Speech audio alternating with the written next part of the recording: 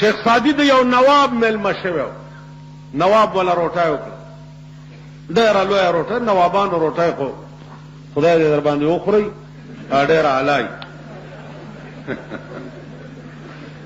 چې روټۍ وخوړه، نواب صاحب ورته وایي چې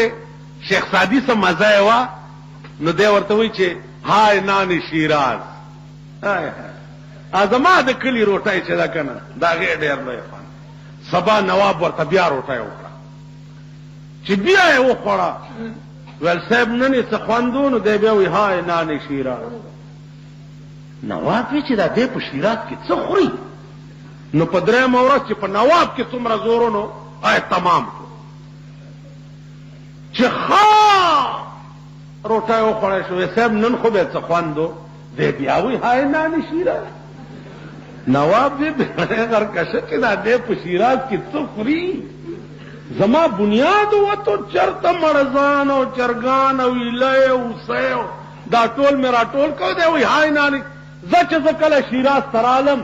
د ته کور او کلی به ګورم چې دا دی هلته څه خوري. څه زمانه پس نواب راغی شیراز ته، تپوس یې وکړ چې دلته د شیخ سادي کومه بنګله ده. خلقو ورته ویل صاحب د هغه خو بنګلې بنګلې نشته، هغه پټي کې یو جونګړه غوندې ده، دې کې اوسېږي. جونګړه کې ورغی، دروازه کې ودرېده، د وښو جونګړه ده.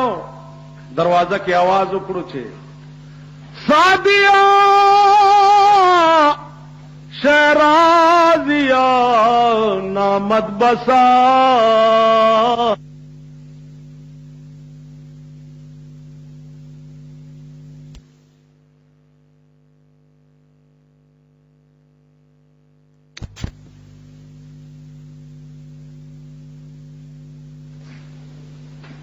ورته نواب صاحب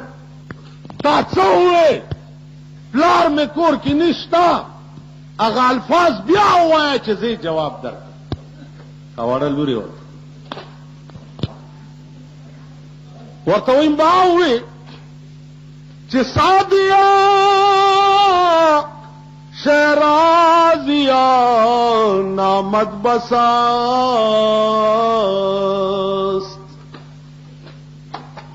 نامه یې بسته چې سړی اورېدی، کور یې د لیدو نه دی.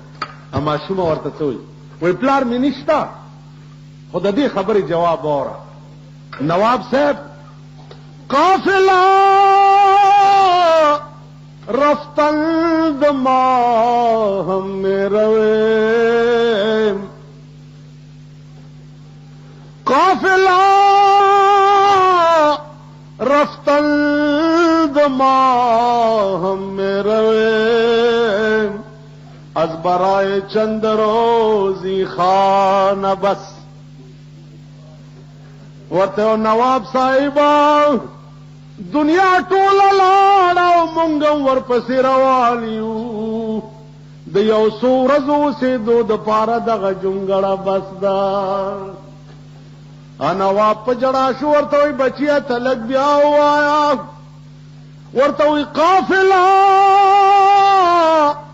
رفتل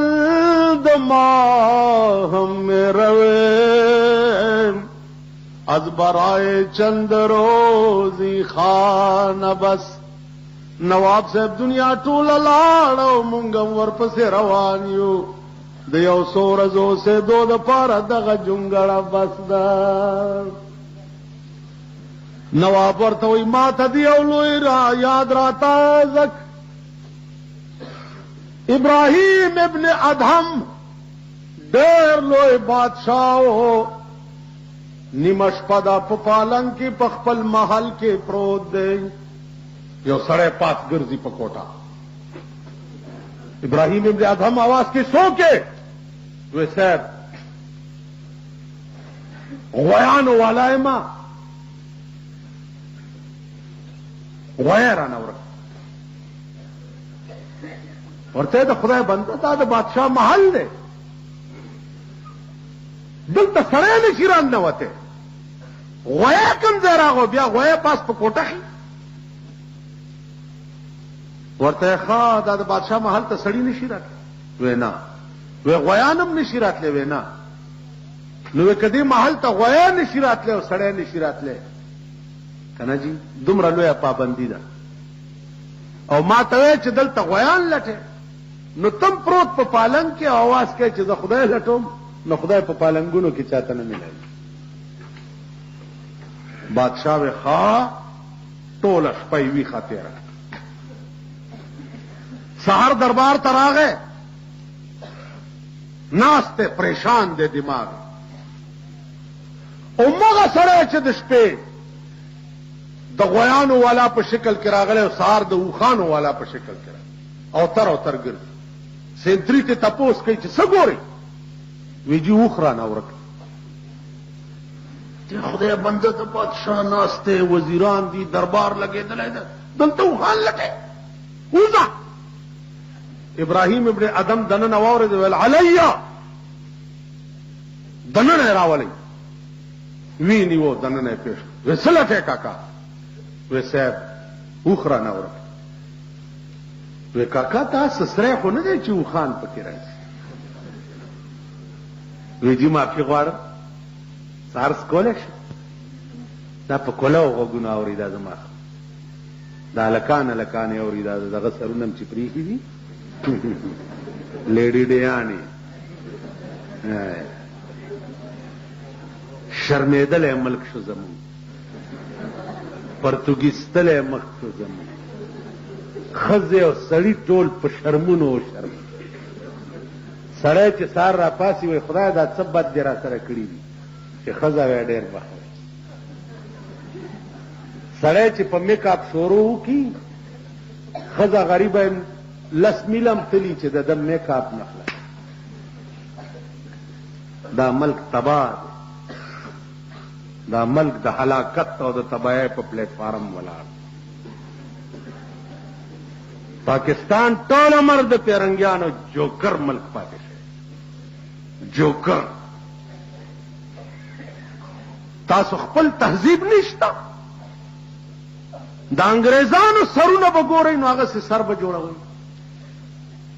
د انګریزانو جامې به ګورئ نو هغسې جامې به اغوندئ د هغې غوندې پتلون به اغوندئ د هغې غوندې بوټ شرټ به اغوندئ خدای په قهر اخته قوم تاسو خپل تهذیب نشته ستاسو لباس نشته د سر ویښته په تاسو کې فیشن نشته پیغمبر درې قسمه سر پرېښی دی وفراو لماو جما درې قسمه غوږونو تر نیمه د غوږونو تر پیسکو او تر اوږو زلف والضحا والليل اذا سجى والضحا قسم دی زما اے محمد استا پدی خیستا مخبان لے واللیل اذا سجا اوستا پدی تور زلفو چپوگوی خوری کی او تورش پا جوڑ کی یو کلی کی دا ویلیو چیز بیا لارم دا کلی امام ویلیو دا چرتا تفسیرونو کی نشت تفسیرونو کی دا نشت اوس ملیانو نمبر خو بو یوړو چې ګوره د اردو تفسیر به ورته د مولا په لاس کې چې د اردو تفسیر وګورئ د 60 نه یې اور میګ ولتا هو مولا د اردو تفسیر سره څه کار که په عربي نه پوهېږي تاړو مولا نه خره ورته والی چې پټو ته پې سره چلا تاسو پوه شوئ په خبره باندې چې مولای د هغه په ډیکس باندې به د عربي تفسیر پروت اردو تفسیر به ته ولې ګورئ والضحا واللیل اذا سجا دا ترجمه چې ما وکړه دا چا کړې دا علامه علوسی کړې ده روح المعانی کې وګورئ د دې صورت په ضمن والضحا ومن الناس من فسر بوجه النبي والليل اذا سجى اي بشعر النبي صلى الله عليه وسلم زما عزیزان ابراهیم ابن ادم ته وایي زه معافي غواړم څه عرض کولی شم زه چې وایه وی دې دربار کې تا نه مخکې څوک و وی زما پلار وی هغه نه مخکې څوک و وی زما نیکه و وی اوس څوک دی وی زه وی تا نه بعد پته نه لګي که زما زوی و خو وبکیني بل چا ته به وی نو سری څه ته وایي د سری تعریف وکړه سری وایي دې ته چې زاړه مسافر ته لاړ شي او نوي وله راشي نیکه دې لاړو پلار دې راغی پلار دې لاړو ته راغلی ته به هم تې نن سبا کې لاړ شي بل به وله راشي دا سری دی دا دربار نه دی دا سری دی او بادشاہ بند کئی دربار ولې صاحب بند کړي بس پړه مې تیار دربار بند شو چې بادشاہ کور ته لاړو سګوري چې د ده په پالنګ کې د ده وینځه پرته ده نوکره خیال کوي چې زه بادشاہ یم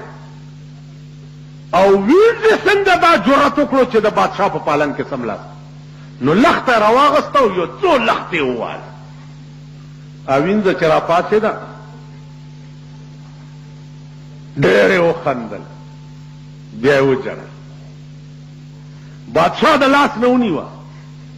چې وخودې جړل ځکه چې ما ووهلې نو دا ودې خندل ولې بادشاہ تا خپل کارو کو ما خپل کارو کو زه خپل کار کوه زه ویدا حل به ورته بس تا وهلم ما وخندل زما خپله خوښه زه لار لنډوه پخوا به غلامانو بادشاہ سره آکړ کې خبرې کولی شو نن مونږ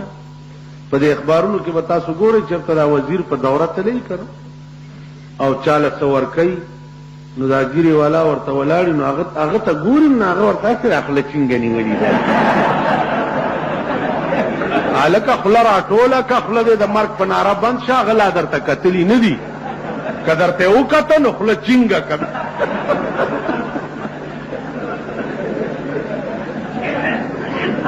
څه به وی چاله ورشم چې وجاړم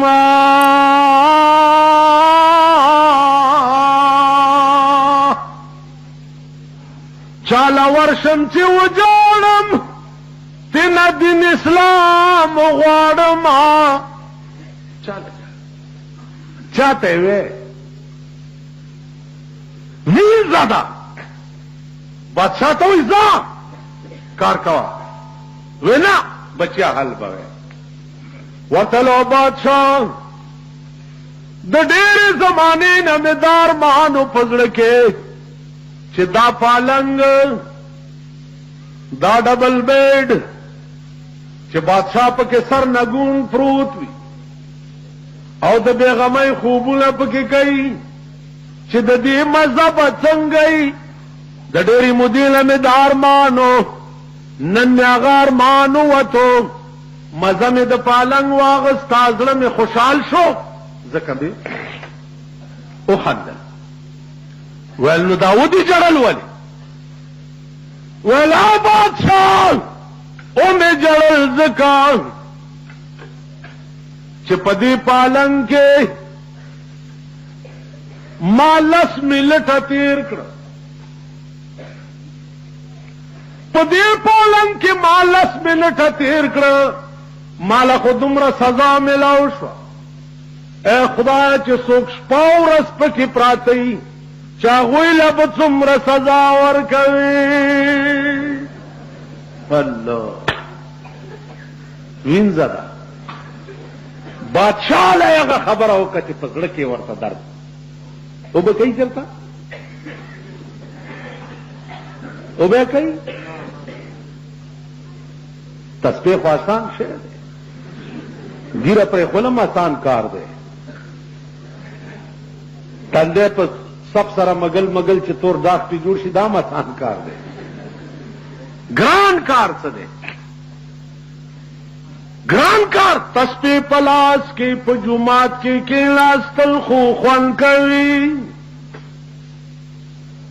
تسبیح پلاس کې په جمعات کې کېناستل خو خوان کوي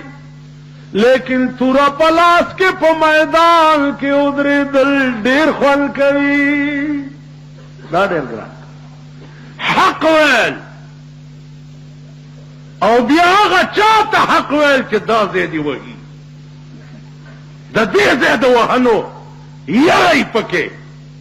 هغه ته حق ویل دا ډېر ګران پیر جوړېدل خو ډېر آسان کار دی خو یو کوټنۍ کې کېنه او خلق به وایي چې دا پیر صاحب بېګا د شپې اندام پروت او صاحب د دې کوټې نه پیریان هم ولتله او راتله نو دا بیا دومره جاهل قوم هغه بې لکۍ دي چې دا به نه ګوري نه غوږ او نه سپېږمې خو روان دی تاسو پوه شوئ